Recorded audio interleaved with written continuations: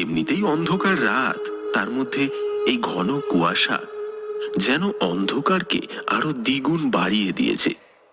সবে বাজে মাত্র সন্ধে 7টা, তাতেই বাড়ির বাইরে মানুষের ছায়া পর্যন্ত খুঁজে পাওয়া দুষ্কর। এই গ্রামের ছোট বড় সব দোকানগুলো বন্ধ হলেও হরিশ কাকার চায়ের দোকান রাত 12টার আগে কখনোই বন্ধ হয় না। লোকটার শুকনো একহারা চেহারা, বয়স 50-এর কোঠায় পা দিয়েছে। তবে বয়স 50 হলেও লোকটি এখনো অবিবাহিত। পরনে একটা গেঞ্জি আর একটা টুকরো ধুতি।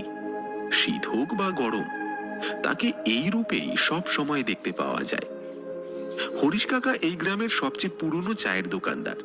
তিনি অনেক ছোটবেলা থেকেই এই দোকানটি চালাচ্ছেন। বেশিরভাগ সময় গ্রামের ছেলেপুলেরা সবাই তার দোকানেই আড্ডা দিয়ে থাকে।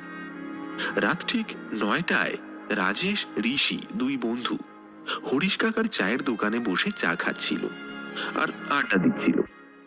এমন সময় তাদের আরেক বন্ধু অজিত সেখানে এসে উপস্থিত হলো। অজিতকে আসতে দেখে ঋষি তাকে উদ্দেশ্য করে বলল, কিরে অজিত, তোর আসতে এত দেরি হলো যে? তোর বিয়ে করার পর থেকে আসতে এত দেরি হচ্ছে, কি ব্যাপার বলতো? আরে বুঝছিস না, বউয়ের আঁচলের নিচ থেকে বের হতে চায় না। কি সব বলিস তোরা? নিজেরা যখন বিয়ে করবি তখন ঠিক বুঝবি। কাকা, এক কাপ চা দিন তো। চা নিয়ে অজিত পাশে থাকা বেঞ্চটির ওপরে বসলো। তারপর চায়ের মধ্যে একটা দীর্ঘ চুমুক দিয়ে বলল,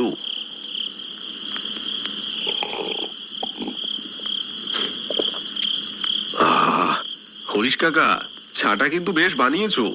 হরিশ কাকার চা বরাবরই খুব ভালো হয়, সেটা সবাই জানে। তুই কথা ঘোরাচ্ছিস কেন সেটা বল। তুই বউকে বেশি ভয় পাস নাকি ভূতকে? বউকে তো ভয় পাই না, বাকি থাকলো ভূত। সেটাকে তো কোনোদিন চোখেই দেখিনি, শুধু গল্প আর কাহিনীতেই শুনেছি। তা বেশ বলেছিস অজিত, আসলেই আমরা তো কেউই কখনো ভূত দেখিনি, তাহলে ভূতের কথা শুনলেই এত ভয় লাগে কেন? হ্যাঁ, ঠিক বলেছিস। আচ্ছা হরিশ কাকা, আপনি কি কখনো ভূত দেখেছেন? বিয়ে কেন করেননি সেটা জিজ্ঞাসা করলে তো আপনি কিছুই বলেন না, কিন্তু ভূত দেখলে সেটা অবশ্যই আপনাকে বলতে হবে। হ্যাঁ কাকা, শোনান না একটা ভূতের গল্প। ঠিক আছে, তোমরা যখন এত করে বলছো তাহলে আজ তোমাদের একটা ভূতের গল্প শোনাবো আর ভূত দেখাবো। আমার যখন 10-12 বছর বয়স, তখন আমার বাবা মা দুজনেই একটি সড়ক দুর্ঘটনায় মারা যায়। আপন বলতে আমার এই পৃথিবীতে কেউ ছিল না। প্রথমে লোকেদের বাসায় চেয়ে চেয়ে খাবার খেতাম।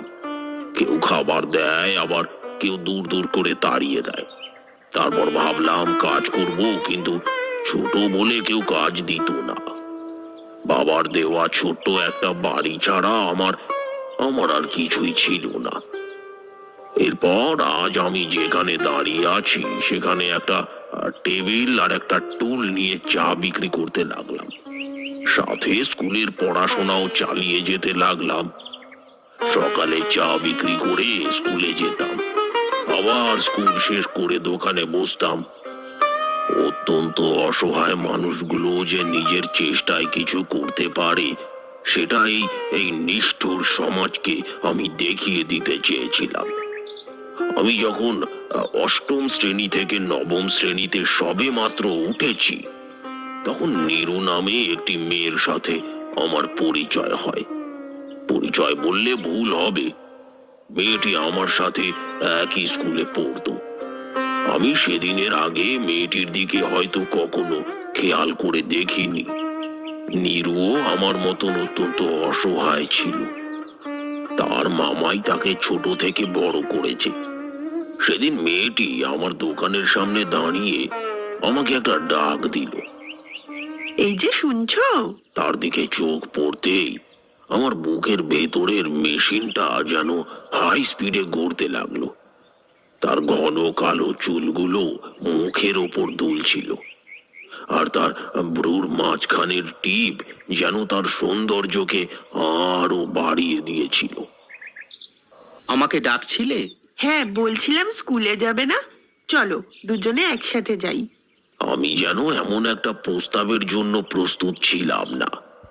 তাই আমতা আমতা করে নীরুকে বললাম, হ্যাঁ হ্যাঁ যাবো, ঠিক আছে চলো যাই। এতটাই অবাক হয়েছিলাম যে দোকান খোলা রেখেই নীরুর সাথে সেদিন স্কুলে চলে যাই।